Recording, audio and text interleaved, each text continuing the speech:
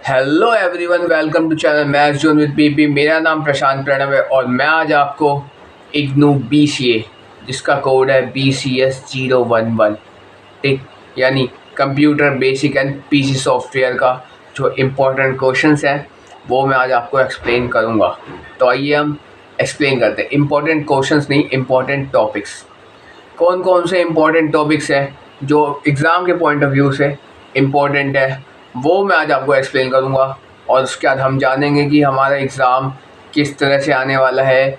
ये 2024 जून का, जून नहीं दिसंबर का, सॉरी, दिसंबर 2024 का एग्ज़ाम किस तरह से आने वाला है, कैसे आएगा और किस तरह के क्वेश्चंस आते हैं हमारे एग्ज़ाम में, किस तरह का पूछा जाता है क्वेश्चन इग्नू के अंदर, वो मैं आज आपको जानकारी दूंगा। ठीक है, तो आइए हम स्टार्ट करते हैं। अगला पहला क्वेश्चन है मेरा कि ओपन सोर्स सॉफ्टवेयर क्या है। What is open source software. ठीक, अगला क्वेश्चन, ऑपरेटिंग सिस्टम क्या है, उसके फंक्शंस क्या क्या हैं। ऑपरेटिंग सिस्टम जो टॉपिक है ये अपने आप में बहुत ज़्यादा इम्पॉर्टेंट टॉपिक है।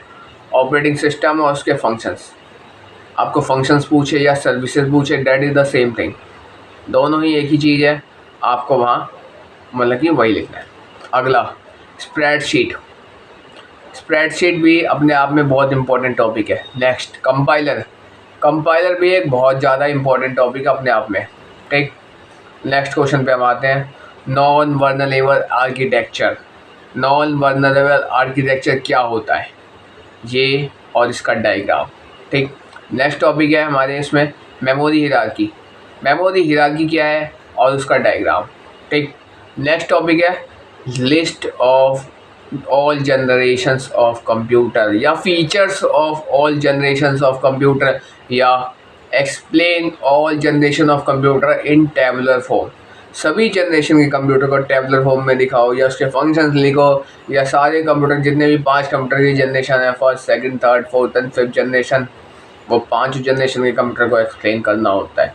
ठीक, ये बहुत ज़्यादा इंपॉर्टेंट टॉपिक है जो आज आपको कवर जो कर रहा हूँ, जितने टॉपिक कवर कर रहा हूँ ये एग्ज़ाम के पॉइंट ऑफ व्यू से बहुत ज़्यादा इंपॉर्टेंट है। ये क्वेश्चन हर बार रिपीटिंग होता है, हर बार ये क्वेश्चन कहीं ना कहीं से रिपीट हो जाता है और इन्हीं में से मोस्टली चांस है कि इन्हीं में से क्वेश्चन आता है। यही सारे टॉपिक्स हैं जिनमें से क्वेश्चन हमारा सेट होता है। ठीक, अगला क्वेश्चन है पोर्ट, पोर्ट क्या है। ठीक, next question main memory, main memory of a computer system, what is main memory of computer system. अगला serial port and parallel port, serial port क्या है और पैरेलल पोर्ट क्या है। ठीक है, इन सभी चीज़ों की जानकारी मैंने अपने वीडियोस में दी हुई है, आप वहाँ से जानकारी ले सकते हैं। ठीक है, अब अगला क्वेश्चन आता है कि difference between application software and system software, application software में और सिस्टम सॉफ्टवेयर में क्या डिफरेंसेस है। ठीक है, अगला क्वेश्चन है what is integrated circuit, integrated circuit क्या है। ठीक, और इस micro processor and integrated circuit, और क्या माइक्रो प्रोसेसर जो है वो एक इंटीग्रेटेड सर्किट है। ठीक है, आइए अब हम नेक्स्ट क्वेश्चन पे आते हैं। इसमें आया था, यहाँ पे हमारा ये आया हुआ है मेमोरी मैनेजमेंट क्या है ऑपरेटिंग सिस्टम के अंदर। ठीक, अगला क्वेश्चन है compare word processor and spreadsheet software, word processor और स्प्रेडशीट सॉफ्टवेयर क्या है उसको कंपेयर करना है अपने को। ठीक, नेक्स्ट क्वेश्चन है role of compiler in computer, compiler का क्या रोल है कंप्यूटर के अंदर। ठीक, next question cloud computing, cloud computing क्या है। ठीक, next question OOL object oriented language, what is object oriented language, ये बहुत ज़्यादा इंपॉर्टेंट टॉपिक है हमारा। ठीक, नेक्स्ट क्वेश्चन ब्राउज़र फीचर्स क्या है, जो बेसिक ब्राउज़र फीचर्स होते हैं वो है क्या चीज़। ठीक, next question what is email, email क्या होता है, इलेक्ट्रॉनिक मेल इन शॉर्ट। लेकिन नहीं, वहाँ आपको एक्सप्लेन करना है, वहाँ आपको ये भी बताना पड़ेगा कि ईमेल क्या है, ईमेल के एडवांटेजेस क्या है, ईमेल के डिसएडवांटेज क्या है, ईमेल का क्या पूरा रोल होता है, वो सारा उसके अंदर आपको एक्सप्लेन करना होगा। ठीक, अगला आता है what is e learning, e learning क्या चीज़ है, उसकी क्या क्या एडवांटेजेस है, क्या क्या डिसएडवांटेजेस है, ये सब कुछ आपको क्लियर करना होता है। ठीक, नेक्स्ट क्वेश्चन है what is data communication. Data communication क्या है? ठीक, explain data communication with the help of diagram, यानी डाटा कम्युनिकेशन को आपको एक्सप्लेन करना है डायग्राम की हेल्प से। ठीक, व्हाट इज़ DNS, DNS क्या होता है? ठीक, अगला क्वेश्चन है सर्च इंजन, सर्च इंजन क्या है? ठीक, अगला क्वेश्चन है डिफाइन दी फॉलोइंग, यानी शॉर्ट नोट्स है ये। नेटवर्क इंटरफेस कार्ड क्या है, मॉडेम क्या है, हब क्या है, राउटर क्या है, ठीक है, या यहाँ पे लिया गाइडेड मीडिया या अनगाइडेड मीडिया क्या है। यहाँ आपको शॉर्ट नोट्स में भी पूछा जा सकता है ये टॉपिक, और यही सेम टॉपिक आपको डिफरेंस में भी पूछा जा सकता है कि what is guided media and what is unguided media. Guided media क्या है और अनगाइडेड मीडिया क्या है। ठीक, अगला क्वेश्चन आता है मेरा डिफरेंस बिटवीन लैन, मैन, वैन एंड पैन। इन सब में से किसी का भी डिफरेंस आपको पूछा जा सकता है, या करेक्टर स्केच पूछ सकता है वो। LAN local area network, MAN metropolitan area network, PAN personal area network, और वैन वाइड एरिया नेटवर्क। ठीक है, ठीक है। तो अगला क्वेश्चन है मेरा describe the layer of TCP and IP। TCP transmission control protocol और IP इंटरनेट प्रोटोकॉल, इनके लेयर्स को एक्सप्लेन करना है। ठीक है, अब अगला है what is the describe the diagram and explain the 7 layer of OSI networking model. OSI के नेटवर्किंग मॉडल को एक्सप्लेन करना है। ठीक, अब इसके बाद मेरे कुछ और अदर इम्पोर्टेंट टॉपिक्स हैं जो मतलब कि मैंने देखे कि हाँ भाई इसमें ये टॉपिक भी आने चाहिए, तो वो मैं अब आपको बताता हूँ।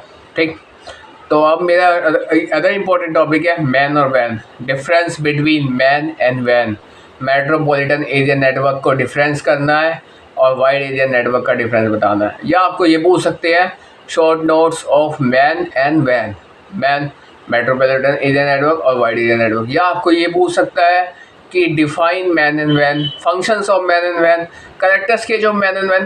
भाई कुछ भी पूछे आपको लिखना वही है जो आपने मैन और वैन के बारे में पढ़ा है। ठीक, उसके बाद अगला क्वेश्चन आता है data management, disc management. Disc management क्या चीज़ है? ठीक, नेक्स्ट क्वेश्चन आता है मेमोरी मैनेजमेंट इन ऑपरेटिंग सिस्टम। ऑपरेटिंग सिस्टम के अंदर मेमोरी मैनेजमेंट क्या चीज़ है? ठीक, अगला है analog signal and digital signal. This question is very very and very important. Analog signal क्या है और डिजिटल सिग्नल क्या है? ठीक, अगला question explain ROM, RAM, RAM and ROM, random access memory and read and only memory. उसको explain करना है आपको, और आपको ये भी बताना होगा कि types of RAM and types of ROM. ठीक है, उसके बाद अगला क्वेश्चन आपका आता है यहाँ पे कुकीज़। ठीक, cookies in the contest of web software, browser software. ठीक, नेक्स्ट है NIC क्या है? निक नेटवर्क इंटरफेस कार्ड। एक्सप्लेन करो, या शॉर्ट नोट्स में डाल देगा कि NIC क्या है, या आपको उसमें डाल सकता है कि डिफाइन करो NIC क्या है। ठीक, अगला आता है कंप्यूटर वायरसेस। कंप्यूटर वायरस क्या है? ठीक, अगला आता है characteristics of man, metropolitan area network. ठीक, नेक्स्ट आता है video card of a personal computer. Video card personal computer का क्या है? अगला parallel port and serial port. ठीक है, तो ये तो कुछ क्वेश्चंस थे मेरे जो हमारे इग्नू के अंदर BCS 011 यानी basic computer and PC software के अंदर पूछे जाते हैं। ठीक, अब मैं आपको ये बताता हूँ इसके बाद कि हमारा जो क्वेश्चन है 100 नंबर का जो क्वेश्चन सेट करता है इग्नू, वो किस तरह का करता है। मैं आपको ये बताता हूँ कि इग्नू जो 100 नंबर का पेपर सेट करता है वो कैसे करता है और हमें पेपर किस तरह से अटैम्प्ट करना चाहिए। मेरा जो क्वेश्चन जो भी आता है BCS 011 का जो भी क्वेश्चन आएगा, उम्मीद है कि इसी में से पूछा जाएगा। मोस्टली टॉपिक इन्हीं में से होते हैं। ठीक है, जो मैंने इस वीडियो में आज आपको बताने की कोशिश करी और मैंने आपको बताया भी। ठीक है, उसके बाद इग्नू का पेपर किस टाइप का होता है, मेरा ये टॉपिक है। इग्नू के पेपर में पहला क्वेश्चन जो होता है उसमें 7 से 8 पार्ट होते हैं। ABCDEFGHIJ तक, H और J तक पार्ट बने होते हैं, जिसमें से फर्स्ट क्वेश्चन मेरा कंपलसरी होता है 1-2 के एग्ज़ाम के अंदर कि हाँ भाई वो क्वेश्चन मुझे किसी भी हाल में करना ही करना है। ठीक, next question second, third, fourth में से कोई सा भी आप 3 क्वेश्चन आप अटैम्प्ट कर सकते हो। 4 में से 3 अटैम्प्ट करना है आपको, लेकिन फर्स्ट क्वेश्चन कंपलसरी है कि वो अटैम्प्ट करना ही करना होता है। आपके पास टाइम होता है 3 आवर्स का, 3 आवर्स के अंदर आपको इस पूरे पेपर को सॉल्व करना होता है। अगर आपकी तैयारी वेल एंड गुड है, बहुत बढ़िया तैयारी आपकी, कहीं से कहीं तक आपको कोई डाउट नहीं है, ठीक, तो आपका जो पेपर है ये मैं उम्मीद करता हूँ कि 2.5 घंटे के अंदर अंदर ये पेपर निपट जाता है। 2.5 घंटे से ज़्यादा का पेपर होता ही नहीं है, ठीक है। तो best of luck for your exam, we will meet again on the next class, that's all.